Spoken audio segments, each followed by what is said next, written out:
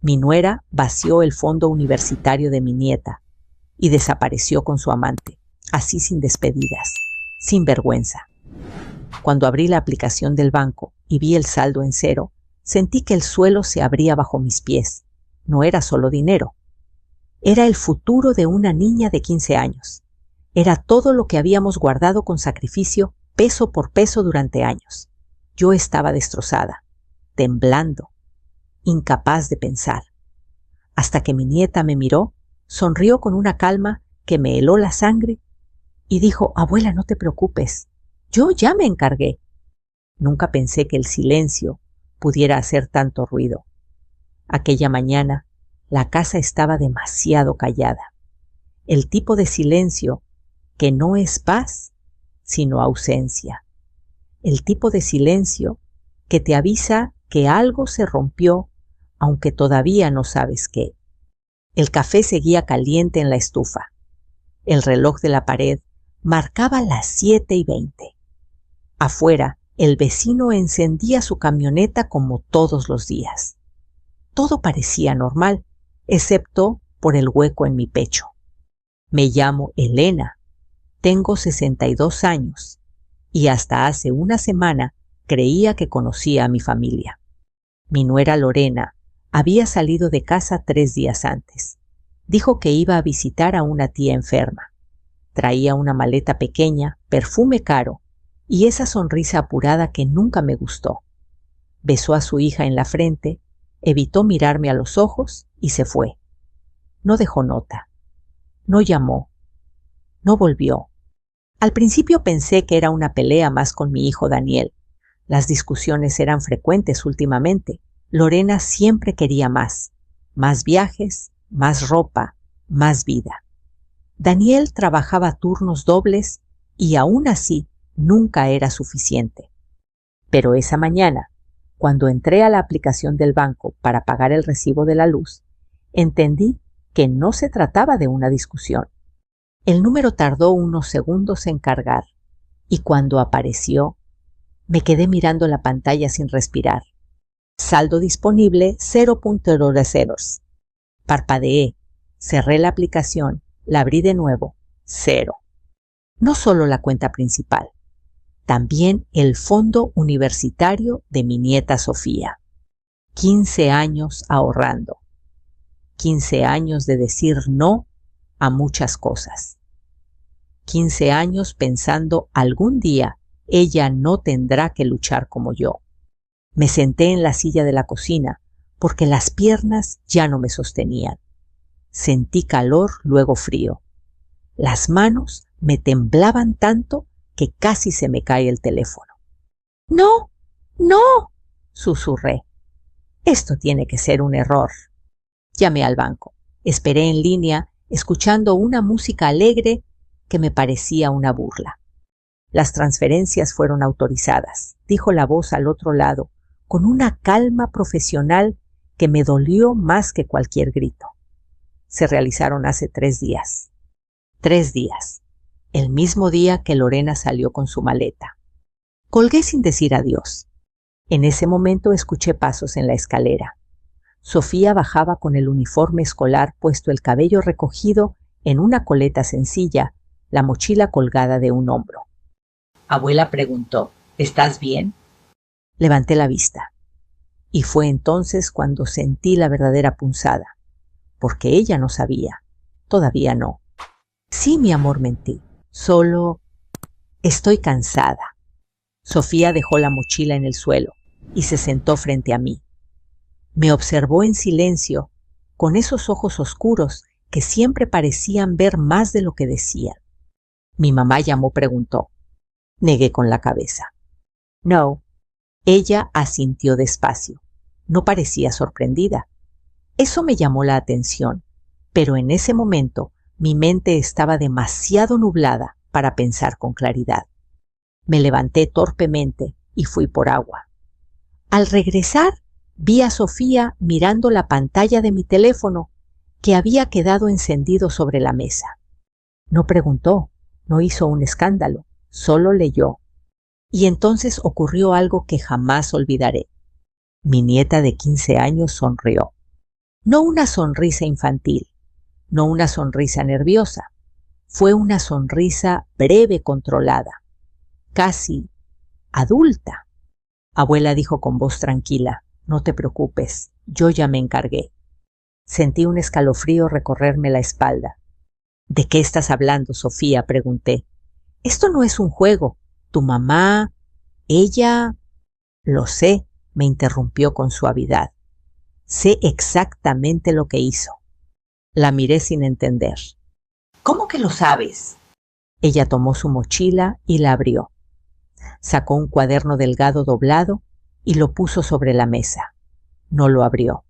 Solo lo dejó ahí, como si fuera algo frágil. Luego te explico, dijo. Voy a llegar tarde hoy. Tengo que pasar por un lugar después de la escuela. ¿A dónde?, pregunté con el corazón acelerado. Sofía se levantó, se acercó y me apretó la mano. Confía en mí, abuela, susurró. Por favor. Quise detenerla. Decir que no. Decir que esto no era su responsabilidad, que era una niña, que yo debía protegerla. Pero no pude, porque en su mirada no había miedo, había decisión. La vi salir por la puerta como cualquier otro día. El sonido al cerrarse fue suave, casi respetuoso, y sin embargo me pareció el ruido más fuerte del mundo.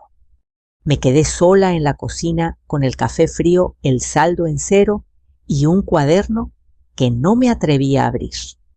Pensé en Lorena, en todas las veces que me pidió solo una firma, en los papeles que me hizo firmar sin explicar demasiado, en cómo siempre sabía las contraseñas por si acaso. Sentí vergüenza, rabia, culpa, pero por encima de todo sentí miedo. No por mí, sino por mi nieta. Porque en ese momento entendí algo que me heló la sangre. Sofía no estaba improvisando. Sofía llevaba tiempo preparándose. Y yo no tenía idea de hasta dónde estaba dispuesta a llegar.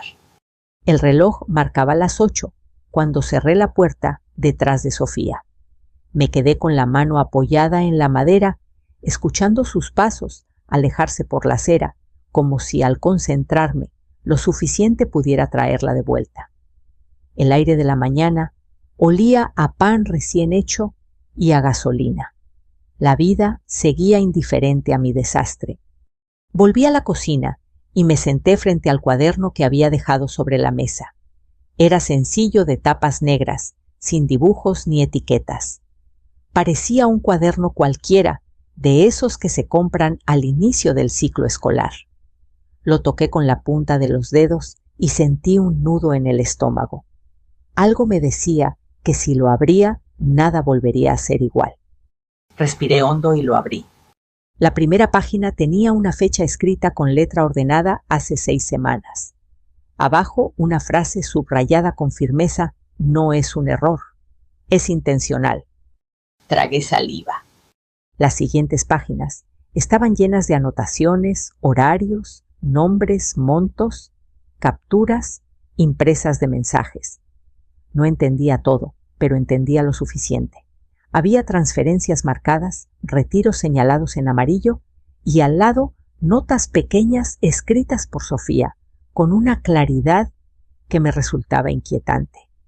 Mamá dijo que era para una inversión.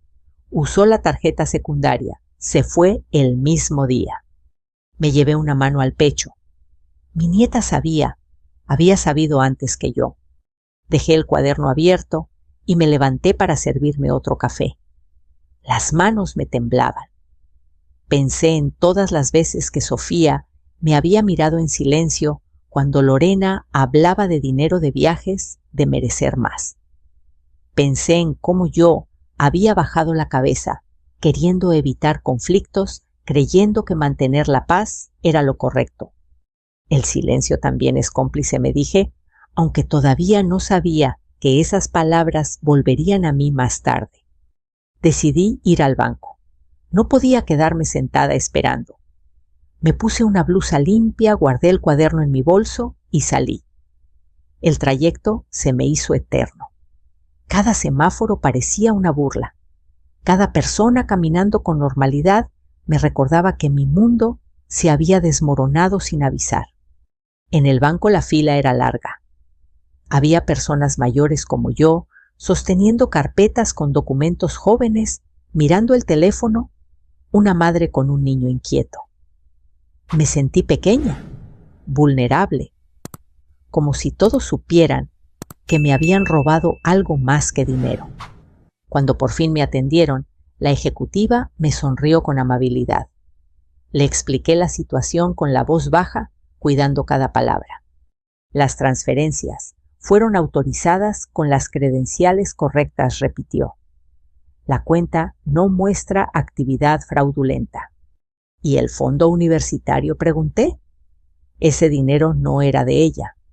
Legalmente, la cuenta estaba a nombre de la madre, respondió. Tenía pleno acceso. Sentí un golpe seco en el pecho. Pero yo firmé esos papeles, dije. Me dijo que eran para la escuela. La mujer frunció ligeramente el ceño. ¿Recuerda exactamente qué firmó? Negué con la cabeza. Y en ese gesto estaba toda mi vergüenza. Salí del banco con más preguntas que respuestas. En la calle, el sol ya estaba alto. Me senté en una banca y respiré profundo.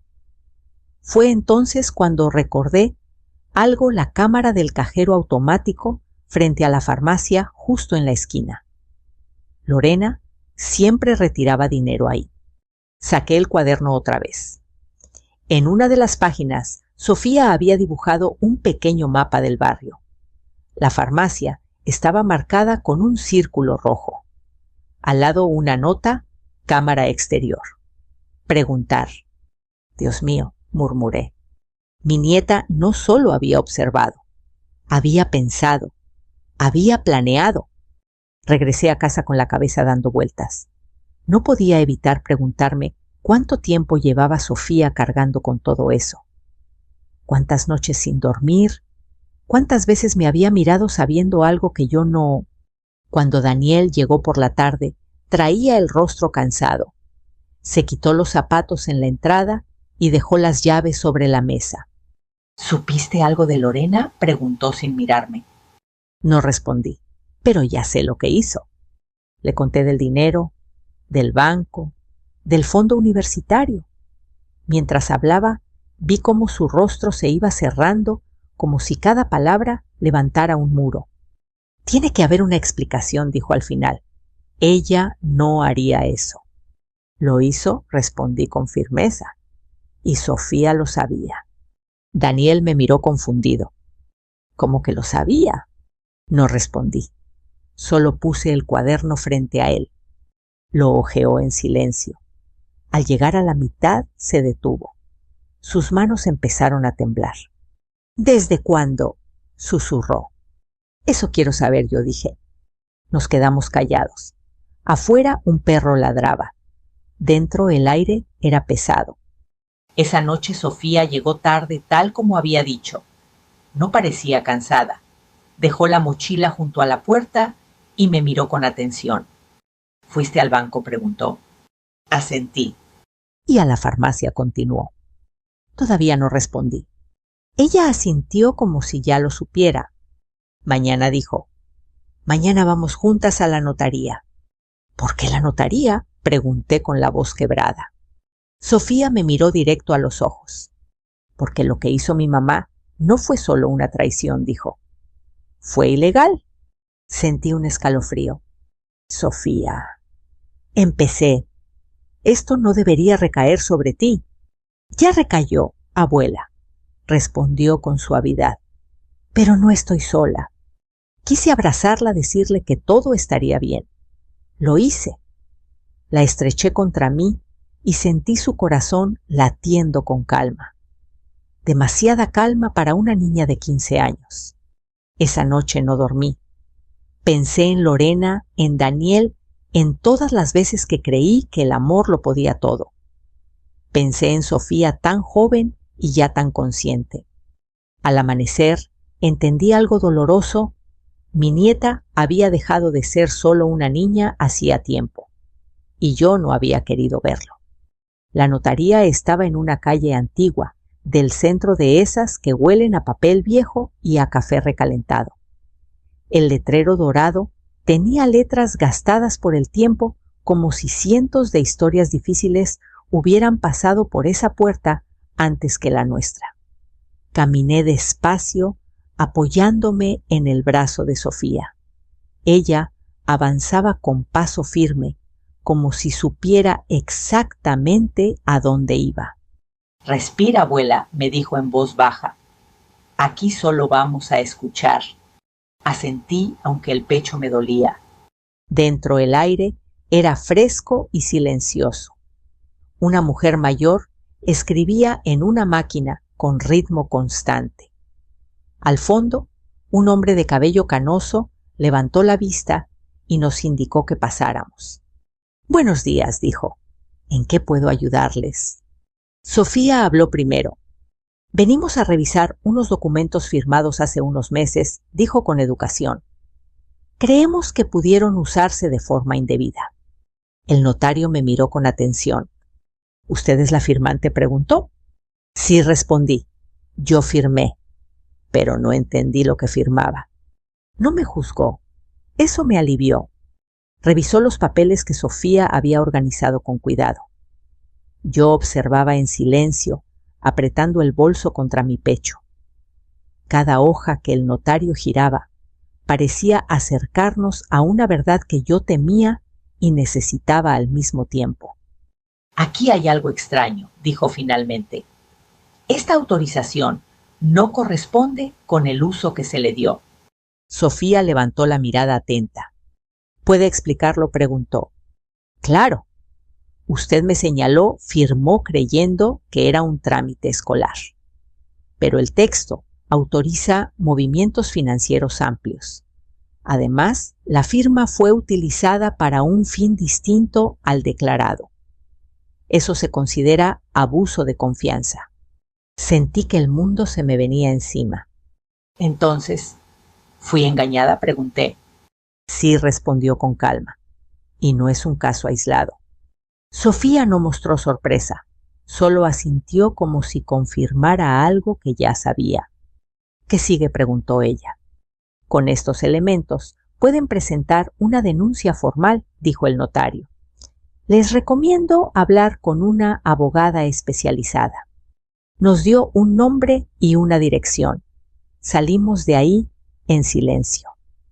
Afuera, el ruido de la ciudad volvió de golpe, vendedores ambulantes, claxonazos, risas. Yo sentía que caminaba dentro de una burbuja. «Lo siento, abuela», dijo Sofía de pronto, «por no decírtelo antes».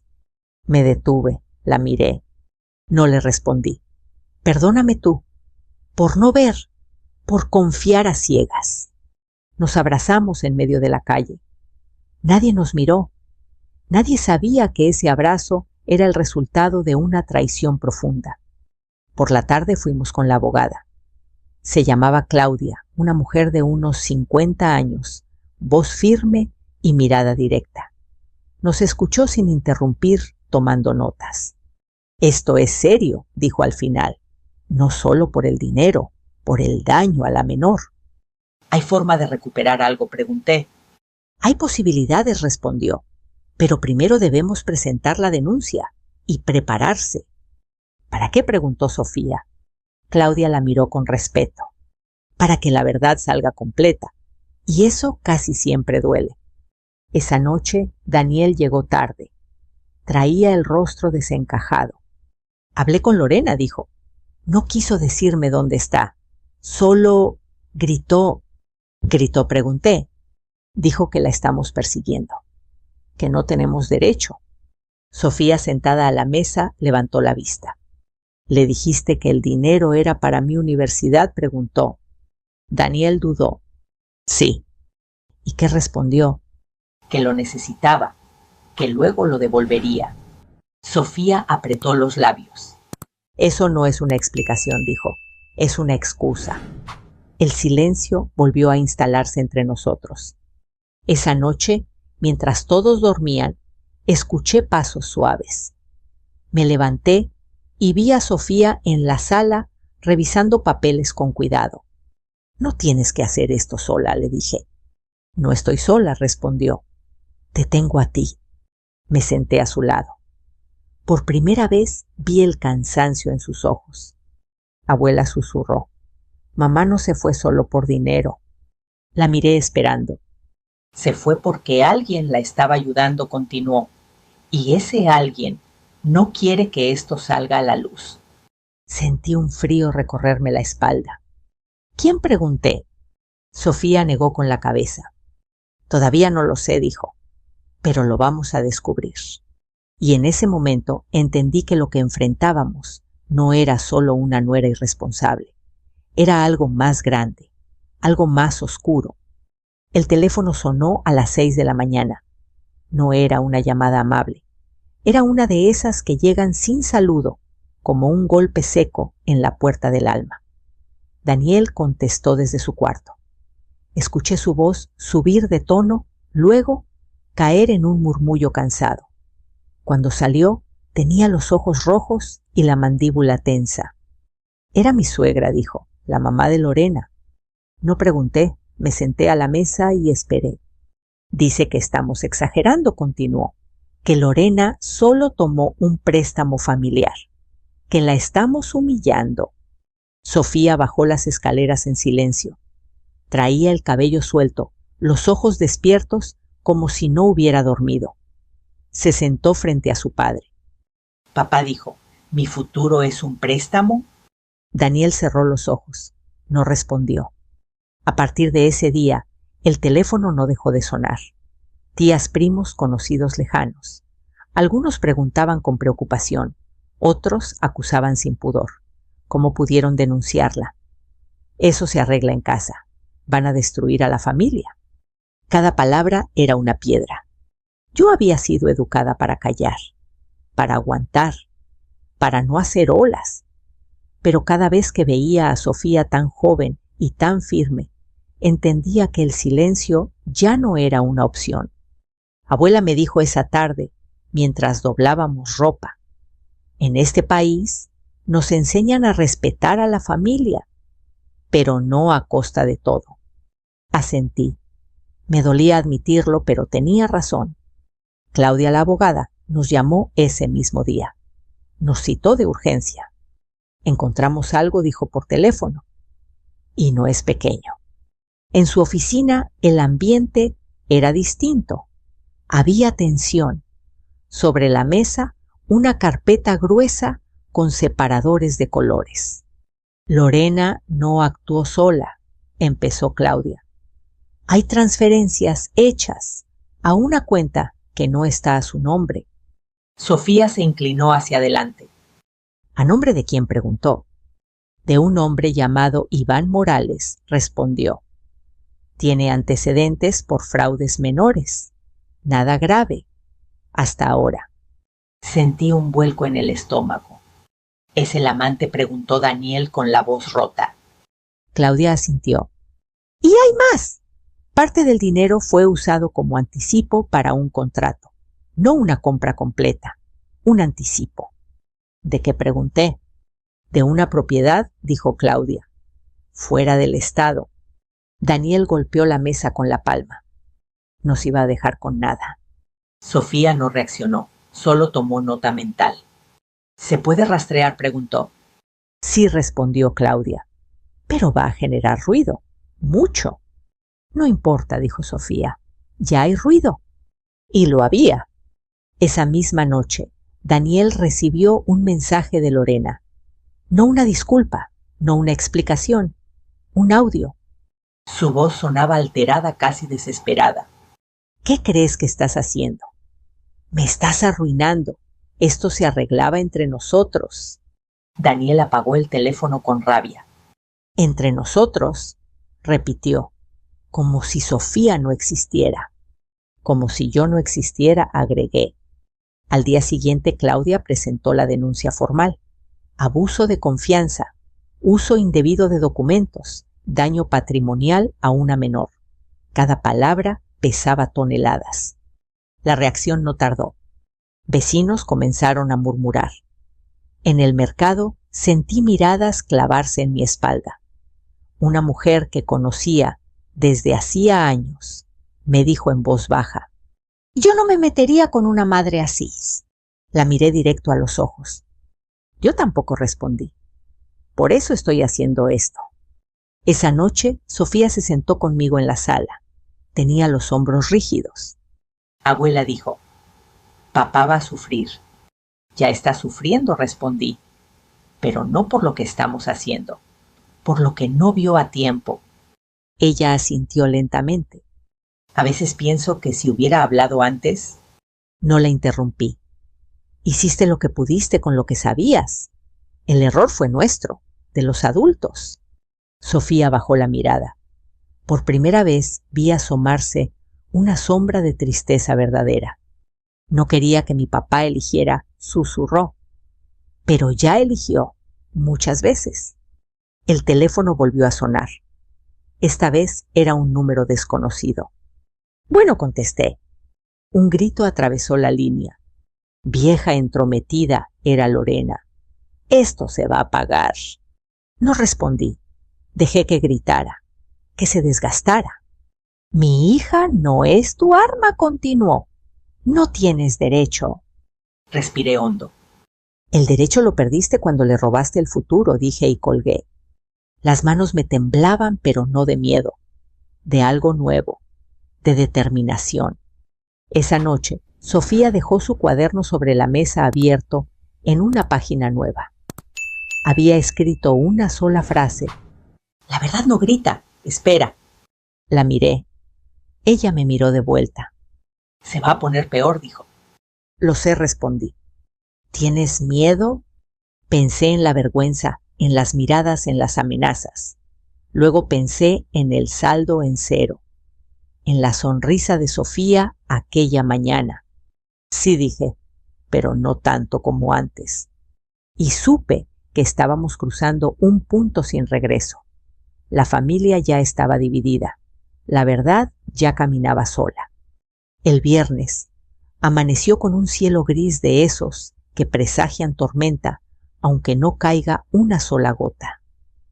Me levanté temprano, preparé café y me senté frente a la ventana. Había aprendido a reconocer ese silencio nuevo. En la casa no era vacío, era espera. Claudia nos citó a media mañana.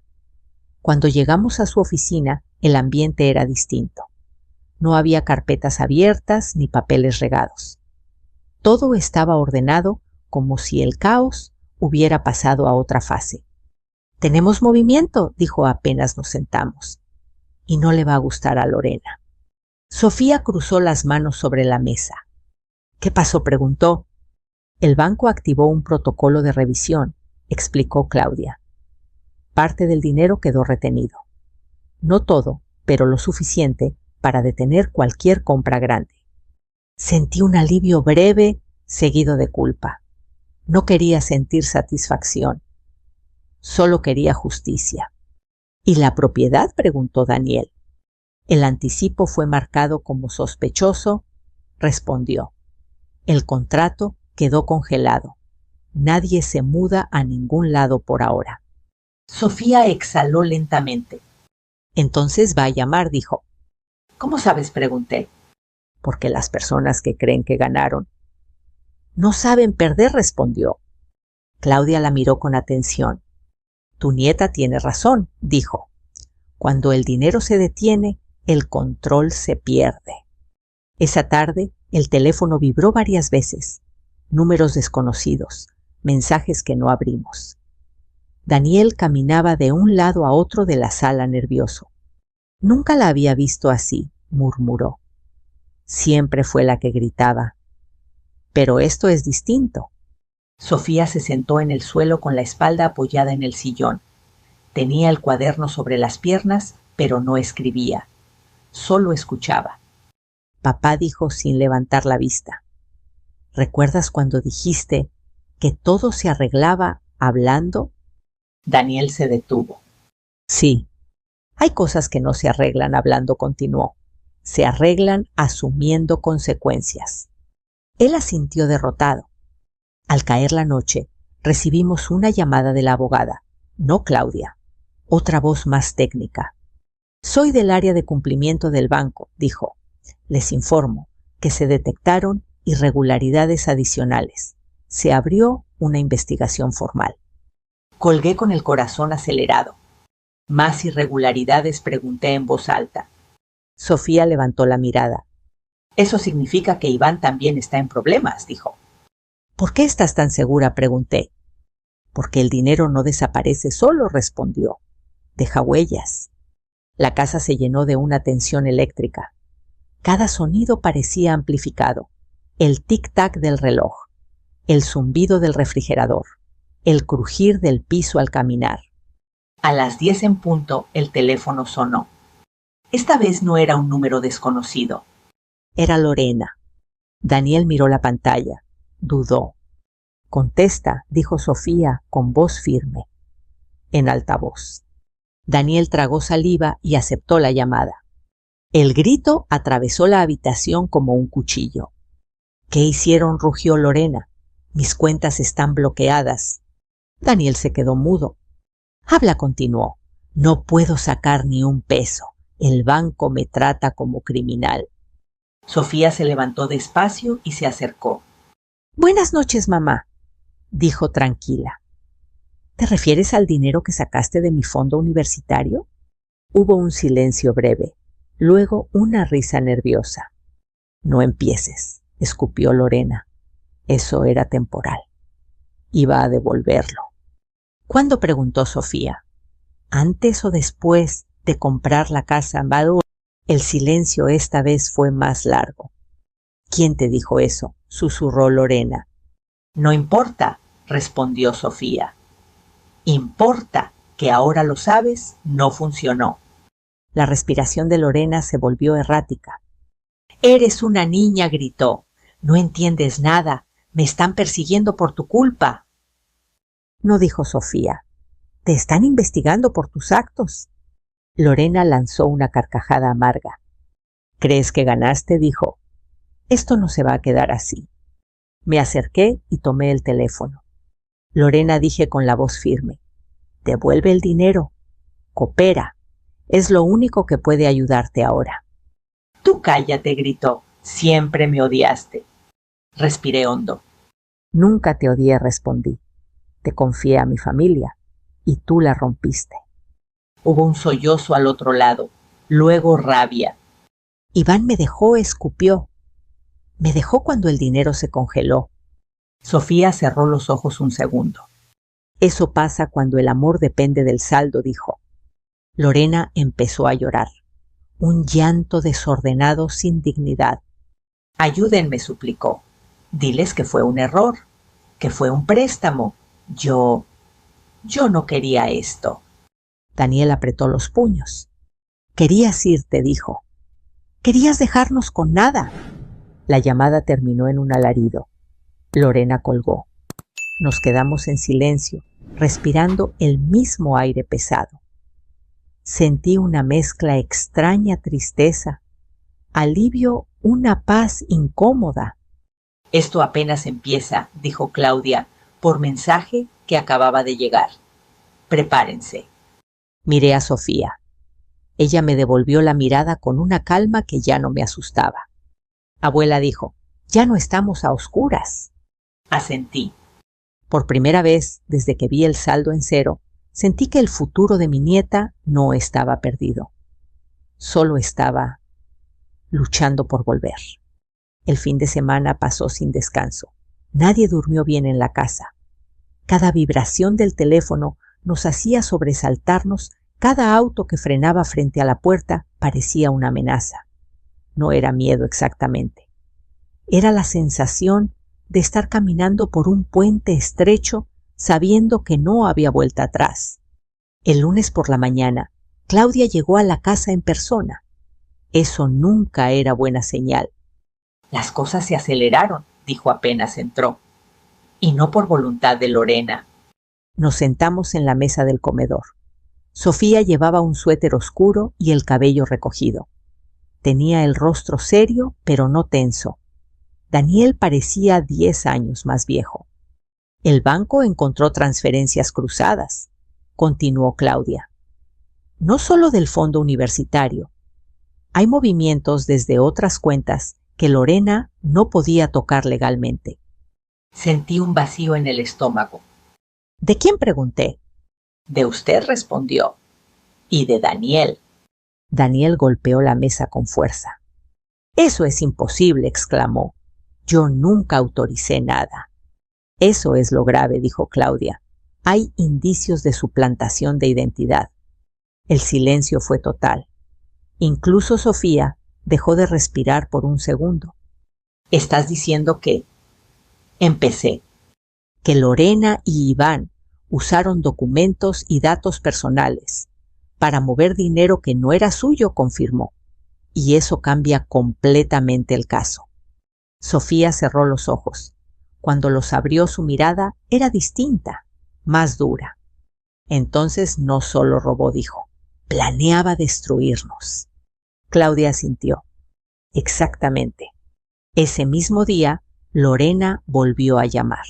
Esta vez no gritó al principio. Su voz era baja, temblorosa. «Elena», dijo, «necesito verte». No respondí. Todo debe ser a través de la abogada. Por favor, suplicó. Esto se salió de control. Iván hizo cosas sin decirme. Sofía me miró, negó con la cabeza. Ahora sí te salió de control, dijo tomando el teléfono. Cuando tocaste lo que no era tuyo. Sofía, susurró Lorena, mi amor. No me llames así, respondió Sofía sin levantar la voz. Las madres no roban a sus hijas. El silencio del otro lado fue largo. Voy a devolver algo del dinero, dijo finalmente Lorena. Pero necesito tiempo. El tiempo se acabó, respondió Sofía. Ahora es justicia. Colgó. Esa tarde, Claudia nos informó que Lorena había sido citada a declarar. Iván también. La investigación ya no era privada. Había pasado a manos de una autoridad financiera. Daniel se derrumbó en la sala. Lloró como no lo había hecho en años. Yo me senté a su lado y lo abracé. Perdóname, mamá, sollozó. No vi nada. Lo importante es que ahora ves, le dije. ¿Y que estás aquí? Sofía observaba desde la puerta. No lloró, pero sus manos estaban apretadas con fuerza. Ven, le dije. Esto también te duele. Ella se acercó despacio y se sentó junto a nosotros. Por un momento volvimos a ser solo una familia rota, intentando no quebrarse más.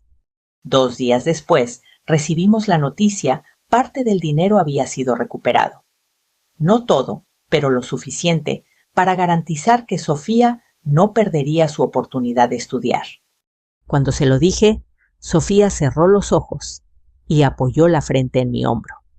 Gracias, abuela, susurró, por no rendirte. Gracias a ti, respondí, por no callar. Esa noche el teléfono sonó una última vez. Era Lorena. No gritó, no suplicó. Me investigan, dijo. Iván desapareció. Nadie me ayuda. Respiré profundo. Eso pasa cuando se vive de mentiras, respondí. ¿Vas a odiarme para siempre?, preguntó casi como una niña. Miré a Sofía. No dije, pero tampoco voy a salvarte de tus decisiones. Colgué. La casa quedó en silencio, un silencio distinto, no pesado, no amenazante. Un silencio que por primera vez se parecía a la paz. La mañana en que llegó la confirmación final, el sol entraba por la ventana de la cocina como si nada hubiera pasado. Preparé café, puse pan a tostar y esperé. Ya no con ansiedad, sino con una calma cansada, la calma de quien ha llorado todo lo que podía llorar. El correo de la abogada llegó a las 9 en punto. El fondo universitario de Sofía había sido restituido en su mayor parte. El resto quedaba sujeto a un proceso más largo, pero lo esencial estaba a salvo. El futuro de mi nieta ya no estaba en peligro. Leí el mensaje 2 veces, luego una tercera. Las letras no cambiaron. Sofía, llamé con la voz temblorosa. Ven, por favor. Ella bajó las escaleras despacio. Ya no corría como antes. Había algo en su manera de moverse que me recordaba a las mujeres de mi generación, prudencia, conciencia del peso de cada paso. Le tendí el teléfono. Leyó. No sonrió de inmediato. Cerró los ojos, respiró profundo y recién entonces dejó escapar el aire. Entonces, ya está, dijo en voz baja. Sí, respondí, ya está. Sofía se acercó y me abrazó. Esta vez no fue el abrazo firme y protector de los últimos meses. Fue el abrazo de una niña. Tembló. Sus hombros se sacudieron. Lloró en silencio, con la cara escondida en mi cuello. Tenía miedo, abuela, susurró. Mucho miedo. Le acaricié el cabello. Lo sé, dije. Fuiste valiente, aún con miedo. Eso es lo que importa. Daniel entró a la cocina poco después. Había escuchado. Nos miró y bajó la cabeza. Perdóname, dijo, ¿a las 2? Lo abracé también. No porque todo estuviera arreglado, sino porque había aprendido algo que muchos hombres aprenden tarde, que proteger a la familia no es evitar conflictos, sino enfrentarlos cuando duele. Los días siguientes fueron tranquilos, pero no fáciles. Lorena no volvió a llamar. Supimos por terceros que estaba enfrentando consecuencias legales. Iván seguía desaparecido. No sentí alegría por eso, tampoco lástima. Solo una aceptación serena. Cada decisión deja una huella. Una tarde, mientras doblábamos ropa juntas, Sofía me miró con curiosidad. Abuela preguntó, ¿tú también te sentiste así cuando eras joven? Así como respondí, como si el mundo te obligara a crecer antes de tiempo. Pensé en mi propia juventud, en las renuncias, en los silencios, en todo lo que callé para no romper la familia. Sí, admití, pero la diferencia es que yo no tuve a nadie que me dijera que tenía derecho a defenderme. Sofía asintió lentamente. Yo sí, dijo, te tuve a ti. Ese día entendí algo fundamental. No habíamos ganado solo dinero de vuelta. Habíamos roto un ciclo. Semanas después, acompañé a Sofía a ver universidades. Caminaba por los campus con los ojos llenos de curiosidad, no de miedo. Yo la observaba en silencio, orgullosa y agradecida. Porque esta historia no es sobre venganza, es sobre límites, sobre entender que el amor no justifica el abuso y que proteger a los niños, a los nietos, a veces significa decir basta aunque duela. Si llegaste hasta aquí, quizá esta historia tocó algo en ti. Tal vez reconociste silencios, decisiones difíciles o el cansancio de sostener algo que ya no te sostiene. Si es así, no lo guardes. Compártelo. Cuéntame desde dónde nos escuchas. Estas historias existen para recordarnos que no estamos solos y que incluso en medio de la traición se puede encontrar justicia. Aquí seguiremos contando relatos humanos profundos y llenos de significado todos los días. Si quieres acompañarnos, suscríbete y no te pierdas la próxima historia. Sigamos este camino juntos.